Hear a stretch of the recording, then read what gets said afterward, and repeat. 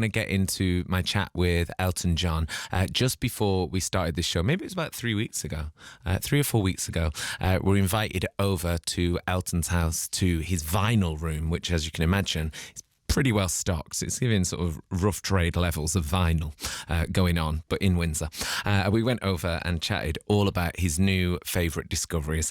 Here's what happened when we had a chat in Elton's vinyl room. BBC Radio 6 Music. 6 Music. Hello, Elton John. Hi, Nick Grimshall. How are you? I'm very good. How are you? Lovely to see you. I haven't seen you for so long. I know, many a year. Many a year. Many a year. But you still look fabulous. Thank you. Thank you for calling me a luscious beast on arrival. You are a luscious beast, yes. I am a luscious beast. Well, we find ourselves now in your vinyl room, which is incredible, like beyond in here.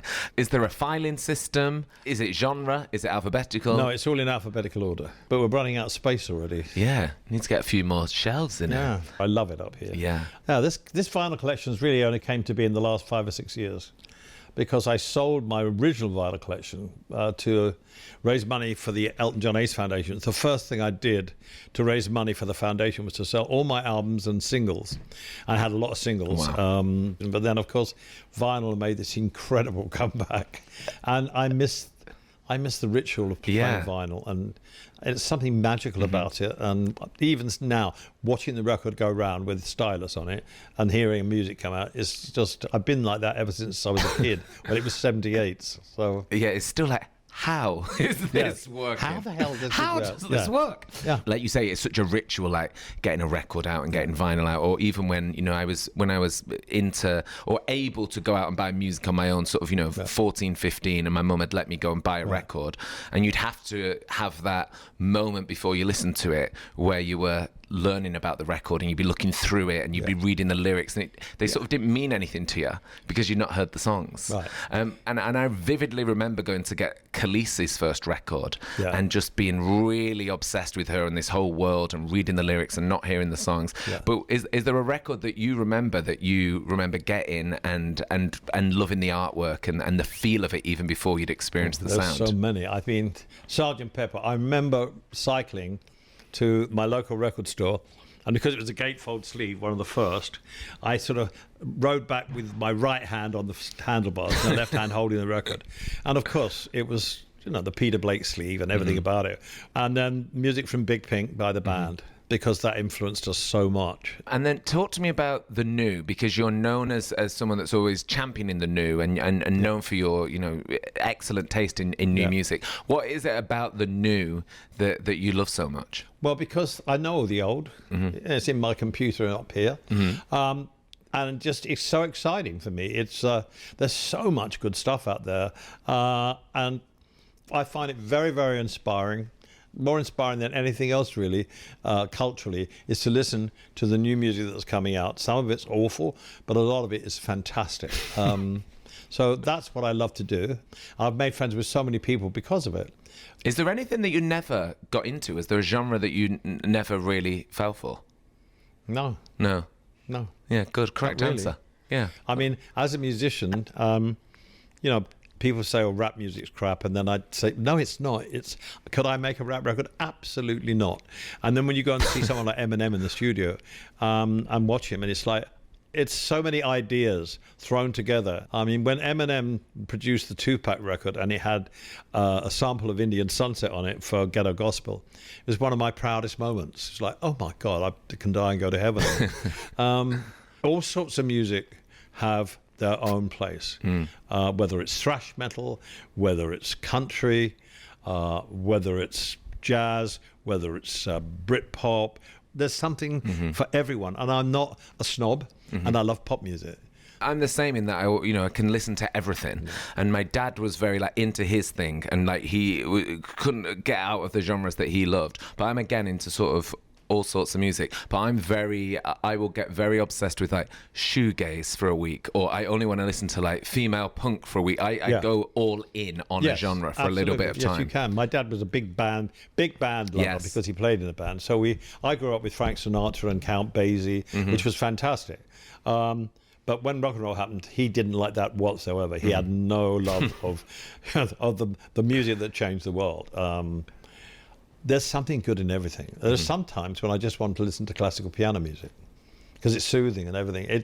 Music, as you said, it just takes whatever mood you're in. There's something for you, and it doesn't matter if it's Kneecap or the Chats. You know the Chats from Australia? Yes. I love the Chats. Yeah. I love that you love all sorts. I love when you and when I heard you on your radio say that Fontaine's was your favourite record of the year. Oh, it's and I incredible. loved that record last year. Oh, the Fontaine DC record was one of the records of the year without question. And it's great to see how they grew as a band. This is their 4th record. And Grian Chatney is, for me, a master leader of a band. And they've made different records all along. And they've changed and changed. And this one was probably their most accessible record. And it will still be in the charts at this time next year because it's bloody great. And also he sang on the Kneecap song as well. We've got to talk about Kneecap because I know you love them. We're such big fans of them. What was it that drew you to this record and made you fall for the Kneecap lads? Well, I saw a video of them and I just was so knocked out by the energy they had and the vitality they had. And they were just, they're just extraordinary. And what they talk about is political. And there's not many bands that do that. So, yeah, I love them. I love the energy. I love everything about them. We're going to play a little bit of Kneecap now, Elton's favourite. Yeah. And then we'll chat more after this.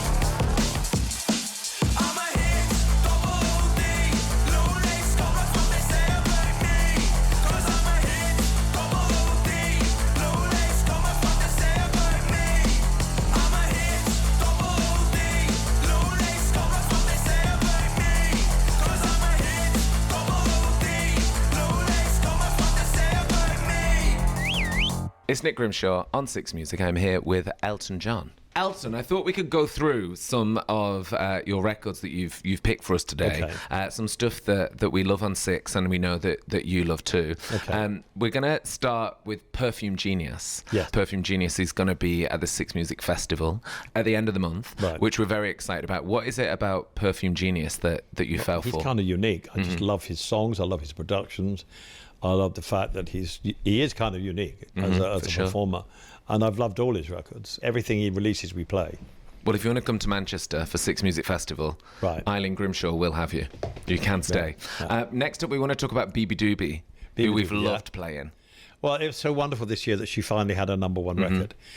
This is the Rick Rubin record that she made. And again, it's an example of someone plugging away and being very good and learning her tricks and trade and suddenly becoming really successful because of her hard work and the excellence of her music. And I guess you've got to have that struggle, I guess, to... I had to struggle. It's so much better if you have to struggle, right? Because then you really appreciate it when you make it, and you've got the experience. You know, I used to be in Blues Ollie. We used to drive around. It was a tussle. It was a struggle. 15 quid a week. Got to pay for your equipment, your food, your gas, everything. But when I made it, it gave me it gives you backbone. And it makes you appreciate when you make it, you cannot believe it. For sure. And you're so happy. And Moonshouts and Ellie, we know you're a big fan of as well. Yeah. I mean, again, just the energy. I just love her. I mean, what an energy she has. And she's singing about her life. And the hair, everything about her is just so exciting. For sure. It's really wonderful. So what advice would you have to, anyone listening who wanted to make music, or artists listening, aspiring artists? Yeah. Just be yourself. You're going to struggle when you start. You're not going to write the best songs maybe that you've ever written. Be prepared to have some ups and downs, but never ever give up. If you really believe in yourself and people know that you've got talent, then you're onto a good thing. And there's so many bands around, like Hot Wax. Love Hot Wax. Even Let's Eat Grandma, who are from Norwich, and they're amazing. They've been around a long time and they haven't yet exploded, but they will, because I think they believe in themselves. They love what they do. Just love what you do. I'm in a profession that I cannot believe, because I'm doing what I wanted to do all my life. Not that I wanted to be singer, songwriter, Elton John. I would just wanted to be in a record store, or a disc jockey or something like that. As long as I was involved with music, it's the greatest gift you can possibly have. And there's something magical. I think, I went to see Hot Wax in the upstairs of a little pub, and when you see someone on like the cusp of it, and they've got it in them, it's such a magical feeling. And I wanted to talk to you about someone else that I know that you love. Is Jacob Elton. Right. And we went to see Jacob. We've been to a couple of times now, and they're just magical. And I left thinking, I should do something with my life after I go and see Jacob Elton. Yeah, Fairy in a Bottle. Yeah. Oh my God. Unreal. It's amazing. And I wanted to ask you about your new record, because I wanted to know, when you're creating a new record, can you listen to music? Can you listen to other things, or do you have to be in the Elton zone? I'm in the Elton zone. You're in the Elton zone. I mean, I don't listen to my old stuff, but I listen to what we're doing. You're concentrating very hard on what you're doing.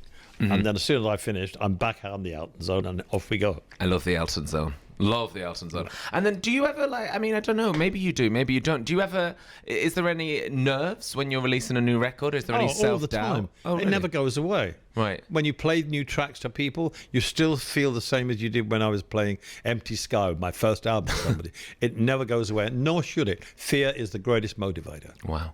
Well, congrats on the new record. Thanks. Had it on this morning, sounding fantastic. Yeah. Elton, thank you so much. It's so lovely to see you and talk about music. We probably could talk about it all day. Good luck with the show. I'm so happy to be on it. And thanks for coming down. Oh my God, thank you. Thank you for having us, Elton. Thank you. All right, darling. Take care. The Six Music Festival 2025. This month, Six Music Festival returns to its home in Greater Manchester. Wednesday the 26th to Saturday the 29th of March. Bringing you artists like you've never seen them before. With an incredible lineup featuring Mogwai, English Teacher, I'm the world's biggest pain. K Tempest, I go round in circles, not graceful, not like dance. Perfume Genius, And loads more. Head to bbc.co.uk/Six Music Festival for the full lineup. And to grab your tickets before they sell out. The Six Music Festival